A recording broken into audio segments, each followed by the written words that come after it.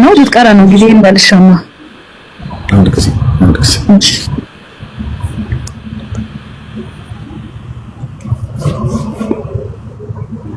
ሰላም አለይኩም እሱ አሰላሙ አለይኩም እሱ ጥያቄ ነበረኝ። እሺ የጀመረችው ትቀጥላለሽ። እሺ ጥያቄሽ ምንድነው? እንትን ዘካተል ፊድ የዱንያ ዘካ ማለት ነው ከኢድ በኋላ ማውጣት ይቻላል እንዴ?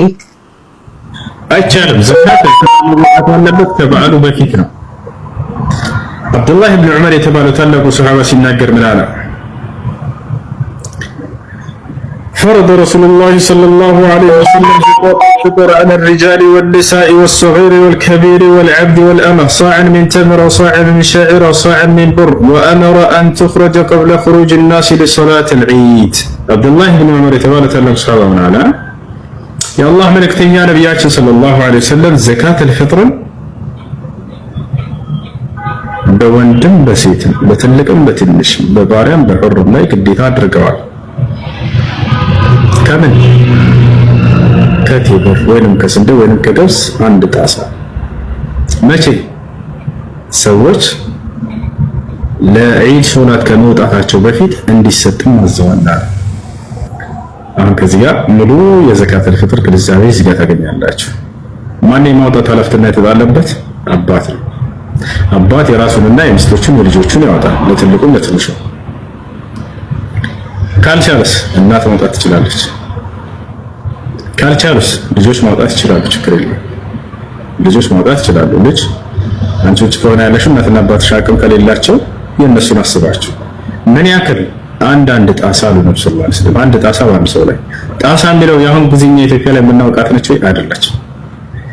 በነብዩ ሰለላሁ ዐለይሂ ወሰለም ጊዜ የነበረውን ጣሳ ሼክ አብዱል ዐዚዝ ኢብኑ ባዝ የተባሉ ታላቅ ዓሊም ሲገልጹ ምናሉ አሁን ጊዜ ባለው በኪሎ 2 ኪሎ ከግማሽ ወይም እስከ 3 ኪሎ የሚቀርብ ነበር ብለው ተናግረዋል። ስለዚህ 3 ኪሎ አድርጋችሁ መስጠት። የዱንያ ዘካና ዘካተል ፊጥር አንድ ነው እንዴ? የዱንያ ዘካና አሁን እያወራን ያለነው ስለ ዘካተል ፊጥር ነው። ዘካተል ማል ደግሞ በኋላ። ስለዚህ በአንድ ሰው ላይ 3 ኪሎ ይደርስበት። ቴምርና ስንዴ ገብስ ብቻ ነው የሚሰጠው? አይደለም። ያን ያሉት ነብዩ ሰለላሁ ዐለይሂ ወሰለም ሰዎች በጊዜያቸው ሲመገቡት የነበረ የምግብ አይነት በአብዛኛው እሱ ስለሆነ ሩዝ ምናምን አይደለም። ስንዴ፣ ገብስ ከዚህ ነበር፣ ቴምር ነበር።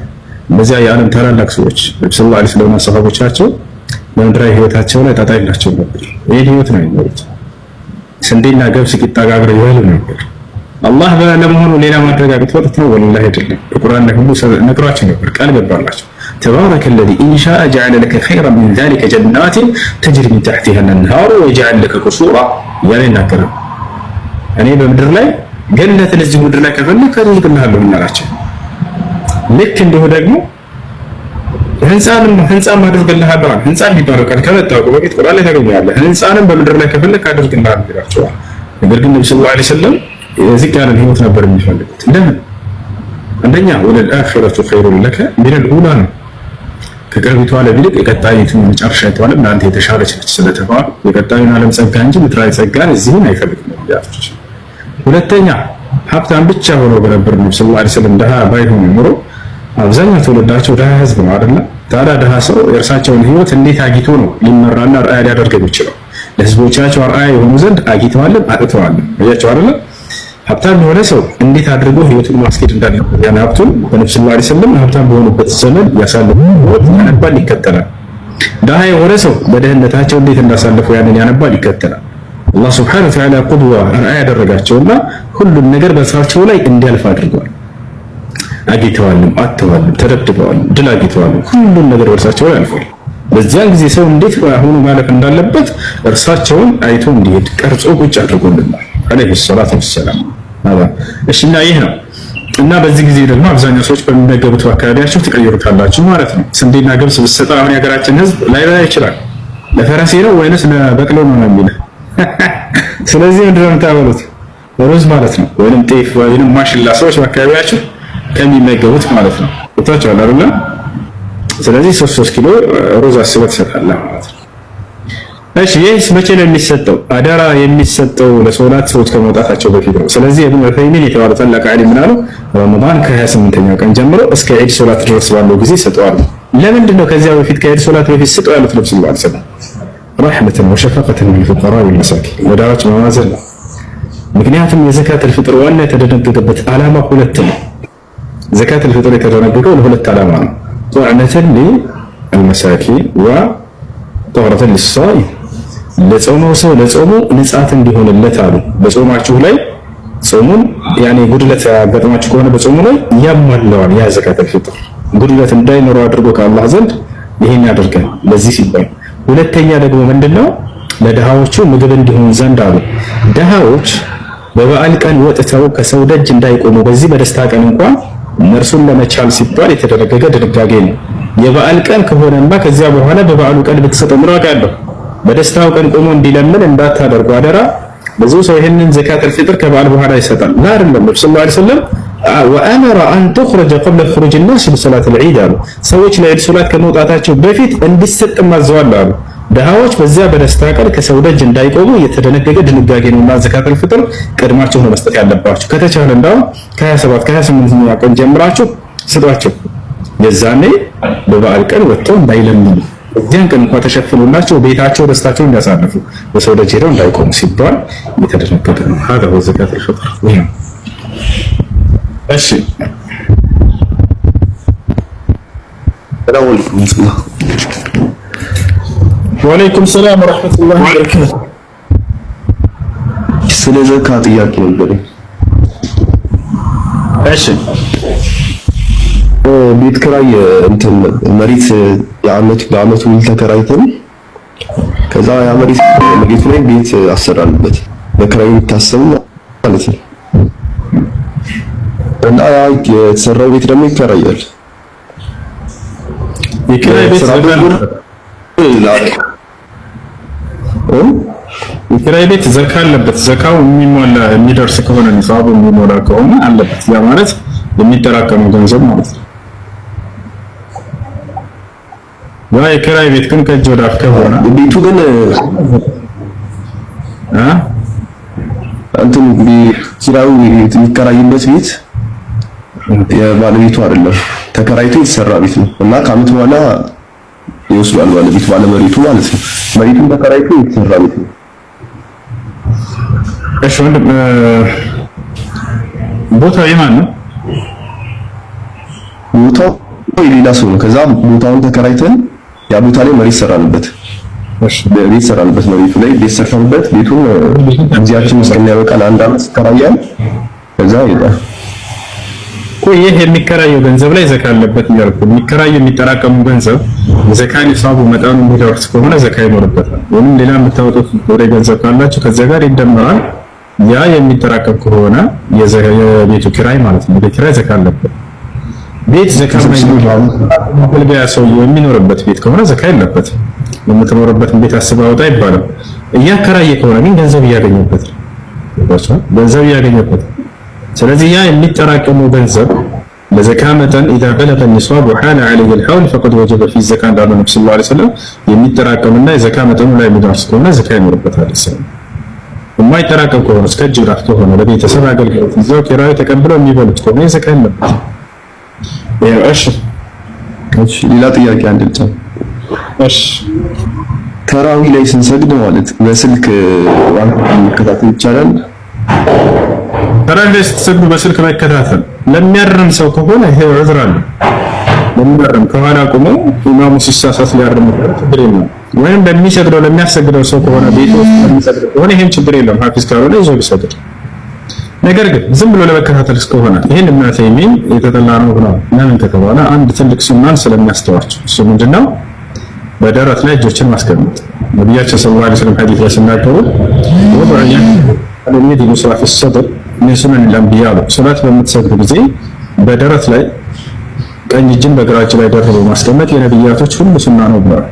ይሄ ነገር ያስተዋቸው በጂዛ እንደዚህ ሰጥ ወይም አታደርጉ ወንስና እንዳስተዋቸው ትርጉም ያዩ መስገድ በትርጉም ላይ ተሳሱ ያው ነው አይቻልም። እሺ ትንሽ ንቅራ ወአለይኩም ሰላም ወአለይኩም ሰላም። ጥያቄ ነበረኝ። እሺ ጥያቄ ነበረኝ። የሥራ የመኪና ዘካ እና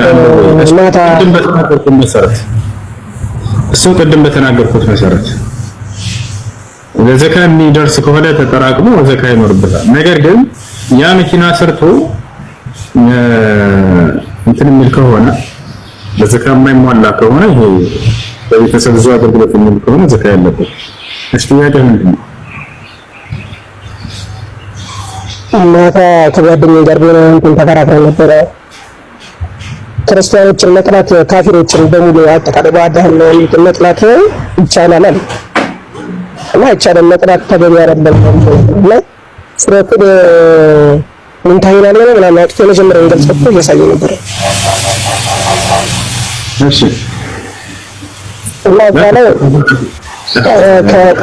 ታላ ከጠላታችን ጋር ነው የሚለው አማኝንም የምትጠላበት ጊዜ አለ። ስለመጥላት ነው لا نواليه فيما يعصون به الرب سبحانه وتعالى وفيما يكفرون به الرب سبحانه وتعالى الله እንደነቃዳቸውና ኃጢአት በማድረጋቸው አማኝን እንዲሆን አንወደውም። በዚያ ላይ ተዛዛር ነው። እሺ ጥሩ ስራ ሊያደርግ ይችላል። ለምሳሌ በዚያ በስራው ላይ ልትለት ትችላለህ። ለምሳሌ ደሃን ሲረዳ ልትታይ ትችላለህ። ፍትወኛ ኃጢአትን በማድረጉና ክህደትን በማድረጉ በዚህ ነው ትጠራለህ እንጂ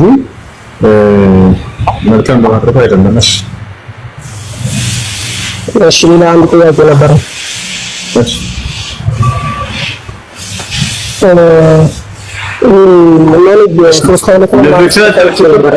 ለዘካት ፍጡር ብለው መስጂድ ለሚሰበስቡ መስጠት ይቻላል ወይ? እነዚያ መስጂድ የሚሰበስቡ ሰዎች ብሩን ሰብስበው ለድሃ እህል ገዝተው ለመስጠት ከሆነ ችግር የለውም። ብሩን ተቀብለው ለመስጠት ከሆነ በቀጥታ አይቻልም። እህል ነውና ስጠው ያሉት ነብዩ ሰለላሁ ዐለይሂ ወሰለም። እሺ መንይ ሶስት አይነት መንይ አለ ብለህ ነበር ባለፈው ስታስተምር እና የትኛው ነው የሚነጅሰው የትኛው ነው የማይነጅሰው እሱን ለማወቅ ነበር። የሚነጅሰው መዝይና ወድይ ነው። መዝይና ወድይ ይነጅሳል። ታውቃቸዋለህ ወይስ ላብራራለህ? አብራራለሁ። እሺ አዳምጡ። الله لا يستحي من الحق። እሺ ከሰዎች የሚወጡ የዘር ፈሳሾች ሶስት አይነት ናቸው። ከሰው ዘር የሚወጡ ከሰው ልጅ የሚወጡ የዘር ፈሳሽ ሶስት አይነት ናቸው። ኢስላም በጣም የሚደንቀኝ ያዝጋል። ሰውን በደንብ ያውቀዋል።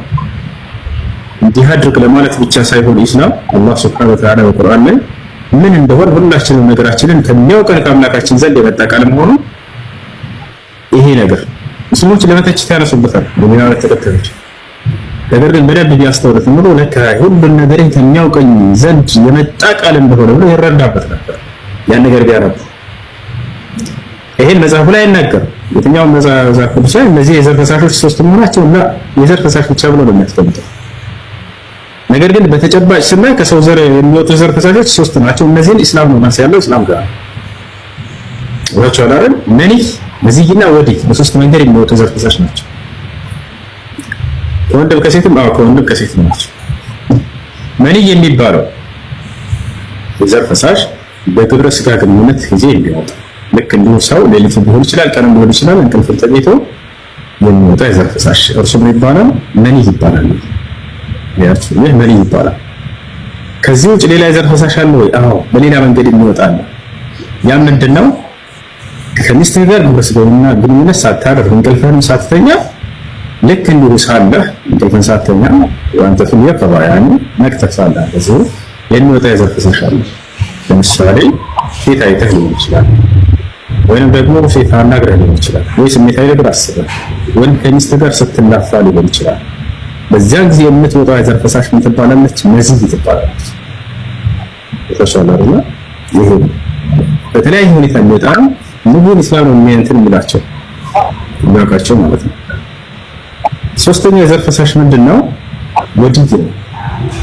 ሶስተኛ የዘር ፈሳሽ ምንድነው? ወድይ የሚባለው ደግሞ ሽንት ከሽና በኋላ የሰው ልጅ ተከትሎ የሚወጣ የሆነ ነጭ ዘር ፈሳሽ አለ። ከሽንት በኋላ በጣም ደክሞት ሰው ሊሆን ይችላል። ከዛ በኋላ የሚከሰት ነው። በእነዚህ በሶስት መንገድ የሚመጡ ናቸው። የሚነጅሰው የትኛው ነው? የትኛው ነው ሻወር የሚያስወስደው ስለሚለው እንምጣ። የመጀመሪያው በልይ ያልኳችሁ እሱ ሻወር ያስወስዳል።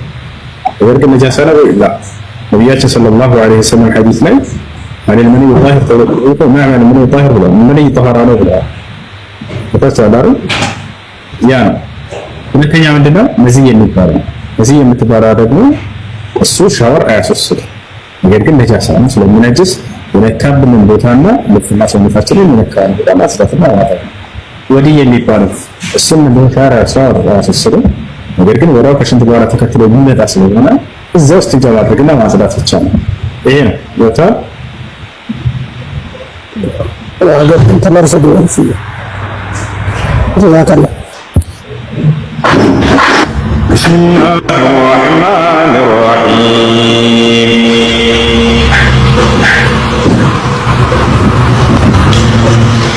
አሊፍ ላም ራ تلك آيات الكتاب المبين إنا أنزلناه قرآنا عربيا لعلكم تعقلون نحن نقص عليك أحسن القصص بما أوحينا إليك هذا القرآن وإن كنت من قبله لمن الغافلين إذ قال يوسف لأبيه يا أبت إني رأيت 11 كوكبا والشمس والقمر رأيتهم لي ساجدين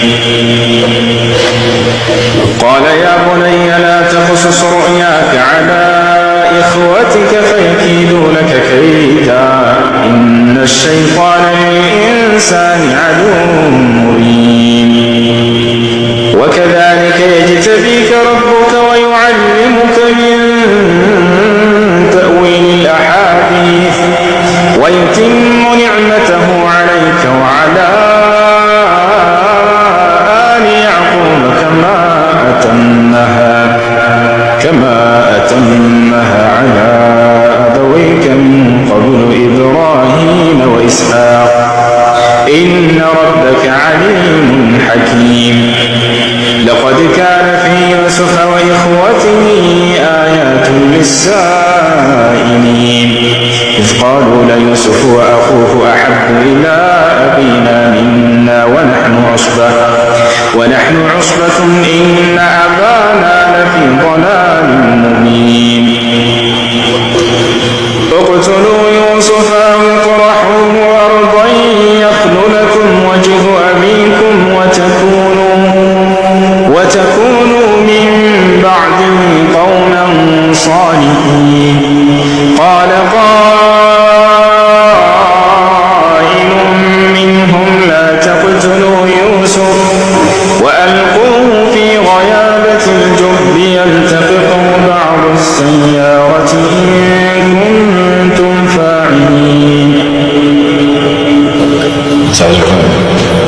قالوا يا أبانا ما لك لا تأمنا على يوسف وإنا له لناصحون أرسله معنا غدا يرتع ويلعب وإنا له لحافظون قال إني ليحزنني أن تذهبوا به وأخاف أن يأكله الذئب وأنتم عنه غافلون قالوا لئن أكله الذئب ونحن عصبة إنا إذا لخاسرون فلما ذهبوا وأجمعوا أن يجعلوه في غيابة الجب فلما ذهبوا به وأجمعوا أن يجعلوه في غيابة الجب وأوحينا إليه لتنبئنهم بأمرهم هذا وهم لا يشعرون وجاء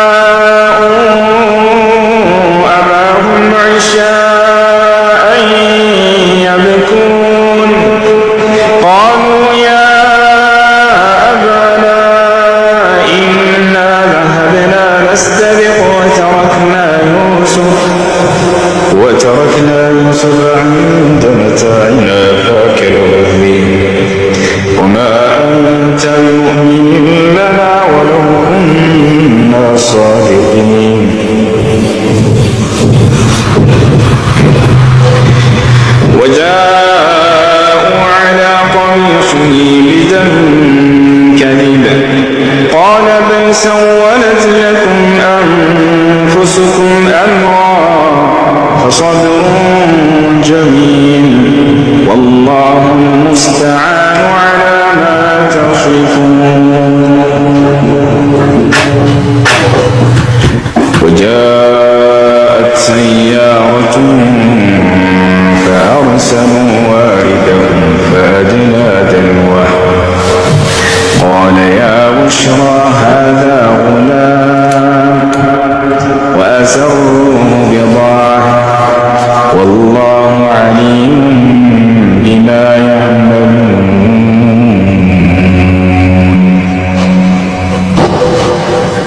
وجاءت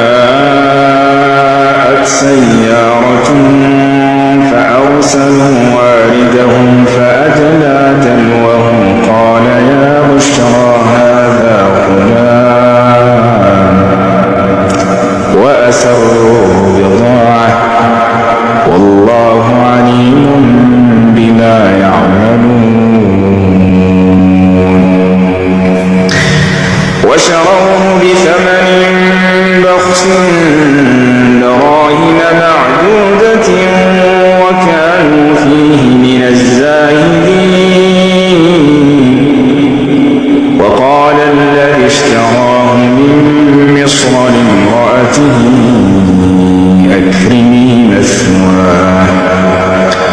أكرمي مثواه عسى أن ينفعنا أو نتخذه ولدا وكذلك مكنا ليوسف في الأرض ولنعلمه من تأويل الأحاديث والله غالب على أمره ولكن أكثر الناس لا يعلمون. ولما بلغ أشده آتيناه حكما وعلما وكذلك نجزي المحسنين. وراودته التي هو في بيتها عن نفسه وغلقت الأبواب وقالت هيت لك قال معاذ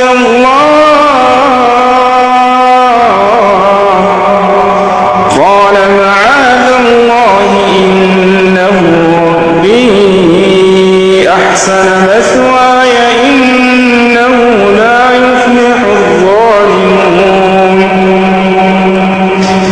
ولقد همت به وهم بها لولا أن رأى برهان ربه كذلك لنصرف عنه السوء والفحشاء إنه من عبادنا المخلصين. واستبق الباب وقدت قميصه من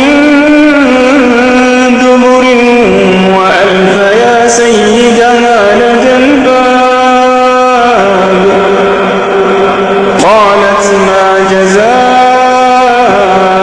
من أراد بأهلك سوءا إلا أن يسجن أو عذاب أليم. قال هي راودتني عن نفسي وشهد شاهد من أهلها إن كان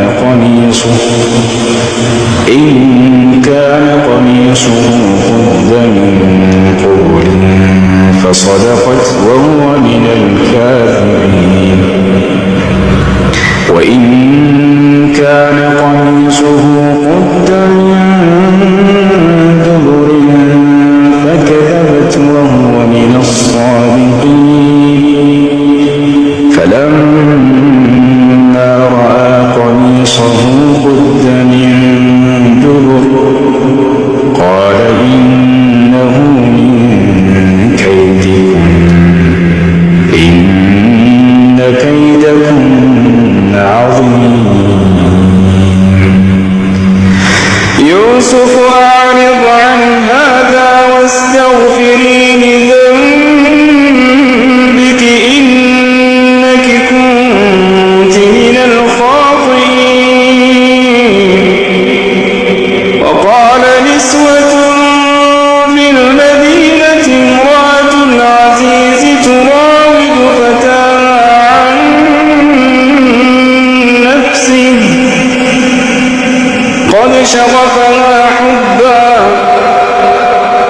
شغفها حبا إنا لنراها في ضلال